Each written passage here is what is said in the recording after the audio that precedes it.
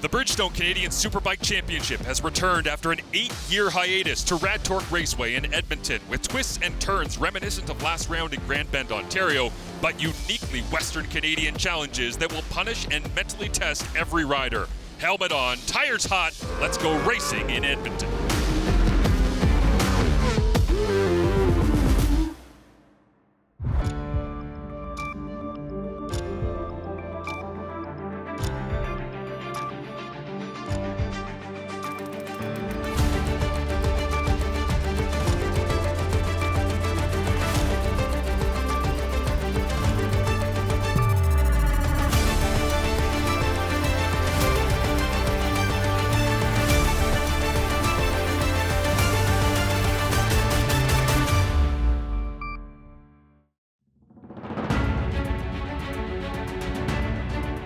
Marshall Ferguson alongside Colin Fraser as we are here at RAD Raceway in Edmonton, Alberta. We have made our way west, Colin, and it is a great opportunity for a wide-open economy, lube, and tire pro sport bike division to take hold and maybe have some big names jump up in the championship standings. Well, it's been pretty entertaining all through the top 10. We've had some good young guns. You know, go west, young man. That definitely is a thing that's happening here. Some of the young guns are from here. We have had a situation where Sebastian Tremblay has been Mr. Consistency. Not a complete surprise. His challenger, Elliot Vieira, has already encountered an awful lot of trouble. And now we're going to see if some of the young guns, particularly not a young gun, but a recent addition to the National Tour, John Lang, one national victory so far, but this is home ground for him, and he is a man on a mission.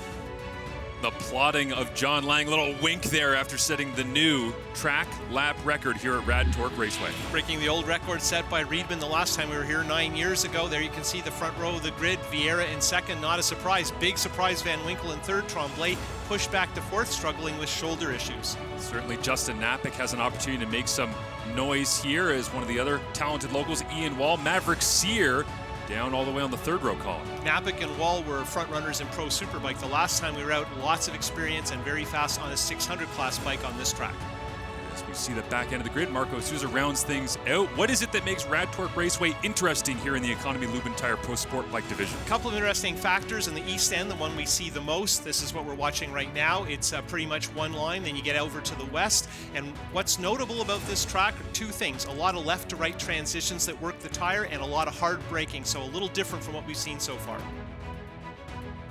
Making their way towards the grid here to get things going in Sport Bike race number 1. Let's go down to our Bridgestone pit reporter, Sarah Said. Thanks, guys. John Lang thought he had just missed breaking a national lap record in qualifying yesterday, but as it turns out, he was in fact able to put his name in the record books. The Alberta native beat Jody Christie's 2015 record at his home track, finishing with a time of 1 minute and 19.564 seconds, which is almost a half second ahead of Christie. Still, though an exciting accomplishment, Lang says it's not his focus this weekend. Having landed on pole for his first time in a national competition, his energy is going toward getting a good launch to keep the Ducatis behind him in the race. Lang says that he feels comfortable overall and has a lot of fans and family coming up to watch, some of which have never seen him race before. Back to you. Thank you, Sarah. As we have 18 laps on tap here at RAD Raceway, we turn our attention to the Apex Cycle starting lights powered by Honda, as it will be John Lang on pole, digging in. And we're full throttle in Alberta. A bit of a wheel hop here, an excellent start from Elliot Vieira. He has cleared the field into turn 1. Every race so far this year, we've talked about the amazing starts of Vieira on that Ducati V-twin, the 955 Desmo, and once again, he's blasted out front.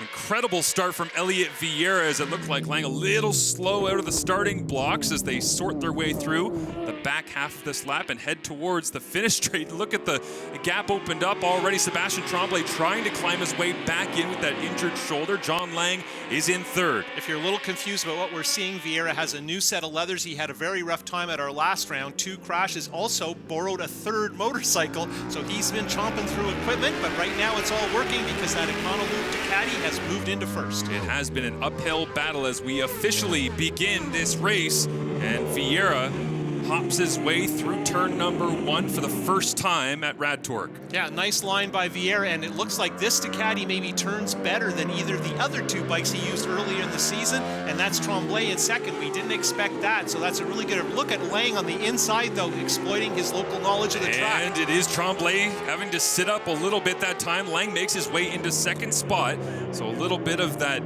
hunger from qualification showing off early in this race number 1, as you get another look right here from onboard with the Turcotte Performance Suzuki of Amazing Tremblay. in the carousel. This is a turn with a lot of camber. This is Lang's home track, and he uses a really tight line. Most of the riders are a little wider. They're careful. There is a bump there that's problematic, but look at how wide Lang is on the exit. So he's really tight on this part, but he immediately just terrorizes over to the other side of the track, and he's so comfortable using all the asphalt. Nobody else in this race is using the track the way Lang is. The Economy Lube and Tire Ducati of Elliot Vieira, the number 33 out in front, but now it's John Lang after moving into second, who sets his sight forward and thinks about where he might be able to make a move on Vieira, potentially in that. I love that corner, by the way, Colin. That is so much fun to see exactly where you just saw Lang ripping through on Tremblay, and now he's already closed the gap up on Vieira. Got to mention Napik, who's a reasonable 4th and ahead of some of the national regulars, and Napik is very fast. This Yamaha R6 he's riding, and he's the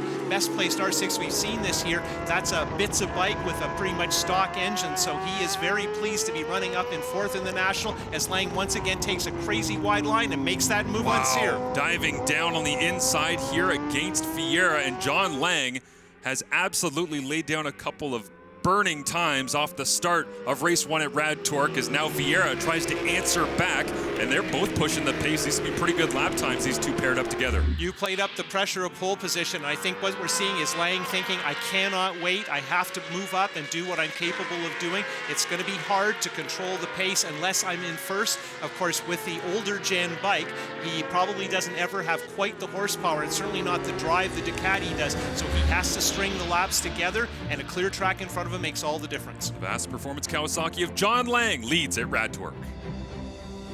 Portions of the Bridgestone Canadian Superbike Championship are brought to you in part by Importations Thibault, EBC Brakes and Clutches, and BS Battery. Closed captioning for the Bridgestone Canadian Superbike Championship is brought to you in part by Apex Cycle, the Canadian Motorcycle Association, MotorcycleCourse.com, and Revs for Ret. Welcome back to Rad Torque Raceway here in Edmonton, Alberta, as John Lang continues to lead from Elliot Vieira. Sebastian Tremblay, Maverick Sear has made his way up into the 4th position, but it is Lang right now looking very comfortable on his home track. Is it all wonderful and great to be at home? Well, there's some pressure associated with it as well. For me, this motorcycle journey has been so short. I started racing in 2021, and like my progression through the levels, like through novice racing, that was 1 weekend, and then intermediate racing I did like 2 or 3 weekends, and then I got promoted to the expert, the equivalent of pro out west, after the first year, which had only happened once before. Going into the next year, racing with all the fast guys out there, like I slotted into the top group right away. And so coming out here just felt like a natural progression. And the results I was able to get last season were quite encouraging. And even visiting Edmonton last weekend, going back and seeing the reception that I got from everybody, I was like, wow, this is like, I'm just racing bikes here, guys. But yeah, it was great. So no, I don't feel the pressure from that at all.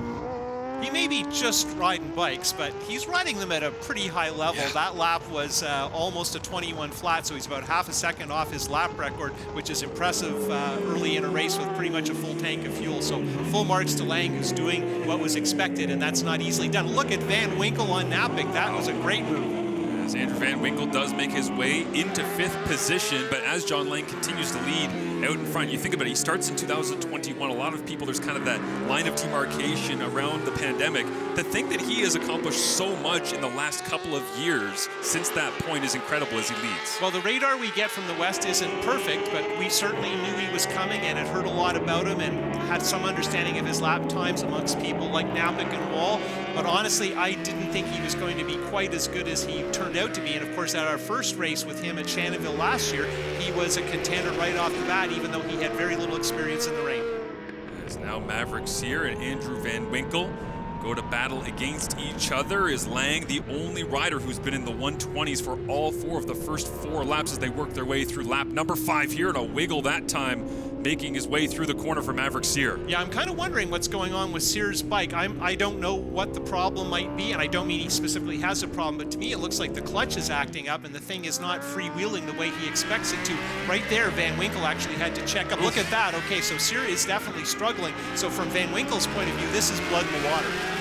Andrew Van Winkle puts his head down here on the finish straight, and into turn 1, a very dangerous high-tension place to overtake, but the gap very close, as now we see Philippe de Gama-Blanchette just in behind, making his way past Justin Knapik, and so now he's into 6th position for the 62. And if you want to tell a story about somebody just riding all out all the time, it's been de Gama-Blanchette, both in sport bike and also bumping up to Superbike. Almost no one else on a middle weight bike does that, but he has been superb every time he's been out on the track and just riding the wheels off that well-traveled yellow Kawasaki. So we do see the Economy Lube and Tire Ducati here of Maverick Sear. More on that and some new sponsorship partnering up with Sear and his efforts this season coming up in just a couple of minutes. But right now, it's all about trying to figure out whatever that issue is and managing it to try and stay ahead of Andrew Van Winkle. And Van Winkle is showing so well in his debut in the series. He won the Twins Championship last year, and that was a bit of a hot mess. He was hurt a couple of times, but he is on a borrowed Suzuki GSX-R 600. The team owner is now on a 750, and he is showing well. And Maverick Sear holds him off. A great challenge here at RAD Torque Raceway.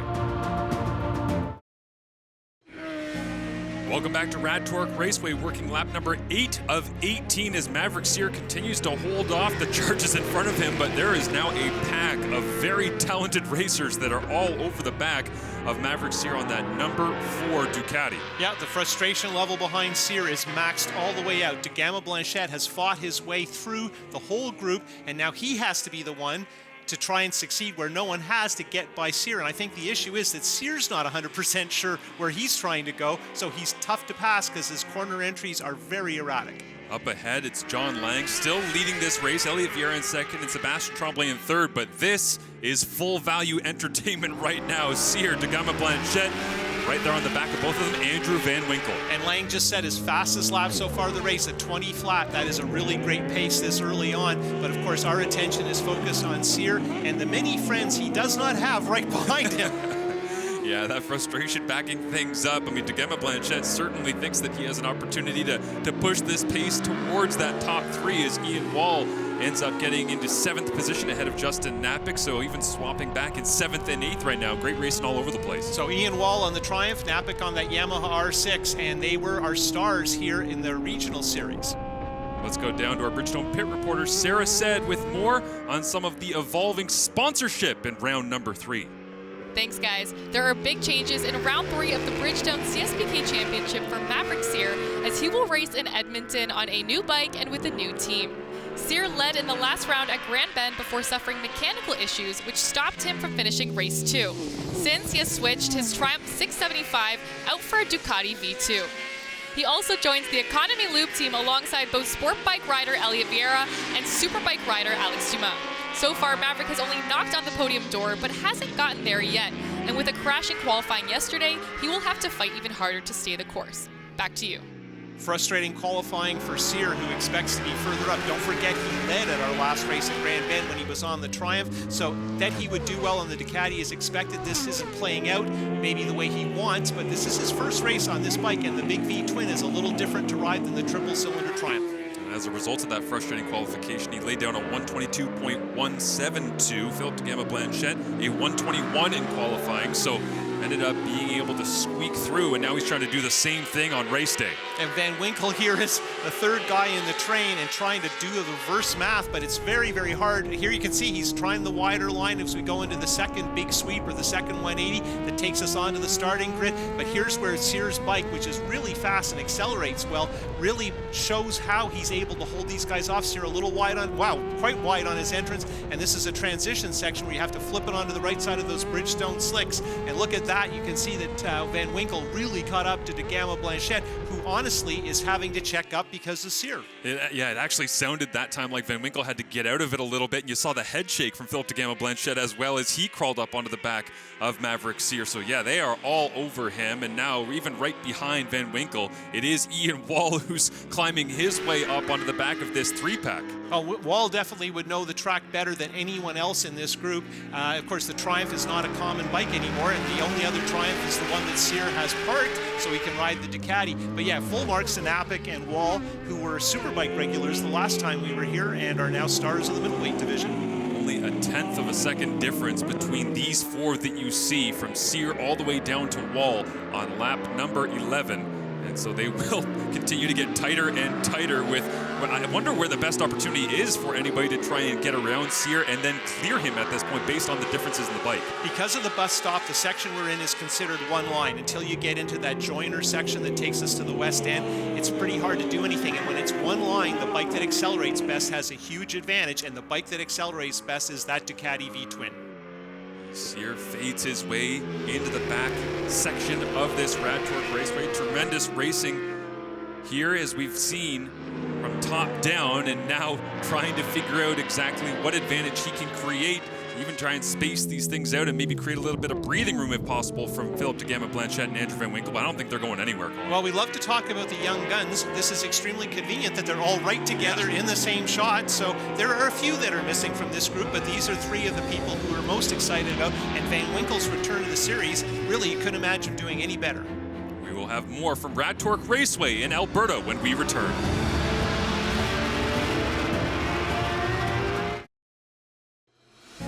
Portions of the Bridgestone Canadian Superbike Championship are brought to you in part by Importations T-Bow, EBC Brakes and Clutches, and BS Battery.